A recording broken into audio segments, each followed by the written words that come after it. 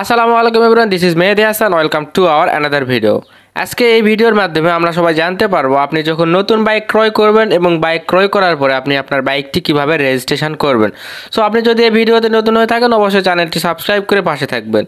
আপনার যারা নতুন বাইক কিনে থাকি তাদের প্রথম কাজ হচ্ছে বাইকটি রেজিস্ট্রেশন করা কোনো একটি বিআরটিএস সার্কেলের মাধ্যমে। সো আপনি যদি একজন নতুন বাইকার হয়ে থাকেন অবশ্যই আপনাকে বাইকটি রেজিস্ট্রেশন করতে হবে, কারণ বাংলাদেশ সরকারের আইন অনুযায়ী আপনি যদি বাংলাদেশে কোনো রাস্তাতে আপনি আপনার বাইকটি চালাতে চান অবশ্যই তাদের অনুমোদন দরকার এবং আপনার বাইকটি সরকার কর্তৃক রেজিস্ট্রেশন সম্পন্ন করতে হবে, তাহলে আপনি বাইকটি বাংলাদেশের রাস্তায় চলার বৈধতা অর্জন করতে পারবেন। সো আপনি বুঝতে পারতেছেন আপনি আপনার বাইক কেনার পরে আপনার প্রথম কাজ হচ্ছে বাইকটি রেজিস্ট্রেশন করার। সো আপনি আপনার বাইকটি কিভাবে রেজিস্ট্রেশন করবেন সেটি নিয়ে আজকের এই ভিডিওটি। আপনি যদি কোনো জায়গা থেকে বাইক ক্রয় করেন তাহলে আপনি সেখান থেকে অবশ্যই যাচাই বাছাই করে নেবেন আপনি যেই জায়গা থেকে বাইকটি ক্রয় করতেছেন সেই বাইকটি বৈধ না অবৈধ। যদি আপনি কোনো বর্ডার ক্রস বাইক বা কোনো থার্ড পার্টির মালিকের থেকে বাইক কিনতে চান তাহলে অবশ্যই রেজিস্ট্রেশনের জন্য আপনাকে ঝামেলায় পোহাইতে হবে। সো আমি আপনাকে বলবো অবশ্যই প্রথমে বাইক কেনার আগে আপনি আগে ভেবে নেবেন বাইকটি কোন জায়গা থেকে ক্রয় করবেন, এবং আপনাকে অবশ্যই আমি বলবো কোনো অথরাইজড ডিলার থেকে বা শোরুম থেকে আপনি বাইকটি ক্রয় করার চেষ্টা করবেন। এতে করে আপনি আপনার বাইকের রেজিস্ট্রেশন করার জন্য প্রয়োজনীয় কাগজপত্র তারাই সংগ্রহ করে দিবে। আপনি যদি থার্ড পার্টি কোনো মালিকের থেকে বা কোনো বর্ডার ক্রস বাইক কিনে থাকেন এক্ষেত্রে আপনাকে প্রয়োজনীয় কাগজপত্র জোগাড় করা আপনার জন্য কষ্টকর হয়ে যাবে এবং পরিশেষে আপনি আপনার বাইকটি রেজিস্ট্রেশন করতে ব্যর্থ হবেন। এই জন্য আপনি আপনার সর্বপ্রথম বাইকের রেজিস্ট্রেশন করার জন্য প্রথমে শোরুম থেকে বাইকটি ক্রয় করবেন, এবং আপনি শোরুম থেকে বাইক ক্রয় করার আগে আপনি শোরুমের যেই কর্মচারী রয়েছে বা যেই সেলারগণ রয়েছে তাদের সাথে আপনি যোগাযোগ করে নেবেন যে আপনি আপনার যে বাইকটি ক্রয় করতেছেন সেই বাইকের প্রয়োজনীয় কাগজপত্র সব ঠিক রয়েছে কি না, এবং তাদের কাছে যদি সব বাইকের কাগজপত্র ঠিক থাকে আপনি তখনই তাদের বাইকে কাগজপত্র দেখে আপনি বাইকটি ক্রয় করবেন।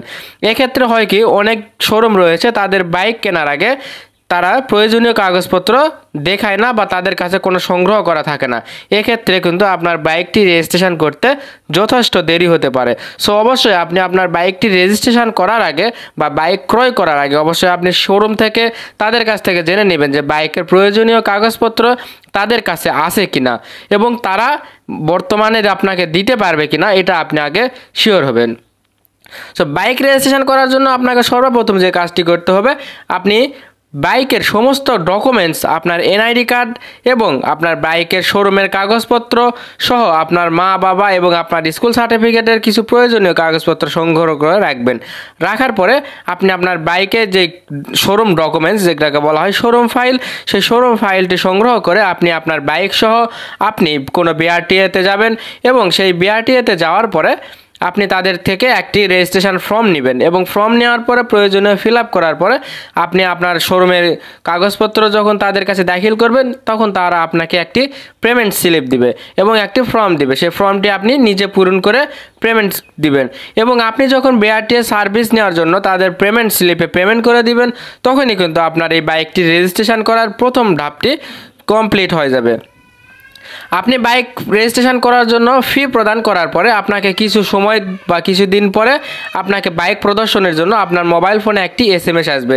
এসএমএস পাওয়ার পরে আপনি আপনার বাইকটি নিয়ে অবশ্যই বিআরটিএতে প্রবেশ করবেন এবং বিআরটিএতে উপস্থিত হওয়ার পরে তারা কিন্তু আপনার বাইকটি কোনো উপসহকারী বা ইঞ্জিনিয়ার বা বিআরটিএ যে মূল রয়েছে সে আপনার বাইকটি পরিদর্শন করবে এবং আপনার প্রয়োজনীয় কাগজপত্র সে যাচাই বাছাই করবে।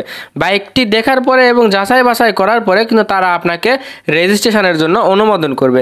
আপনার বাইকটি যখন রেজিস্ট্রেশনের জন্য অনুমোদন হয়ে যাবে তখন তারা আপনাকে কিছুদিন সময় নেবে আপনার থেকে 1 মাস বা 15 দিন বা 2 মাস, তারা তাদের বিআরটিএ সার্কেল অনুযায়ী তারা সময় নেবে এবং কাঙ্ক্ষিত সময় পরে কিন্তু আপনি আপনার বাইকের নাম্বার প্লেটের নাম্বার পেয়ে যাবেন এবং ট্যাক্স টোকেন পেয়ে যাবেন। সো এটি হচ্ছে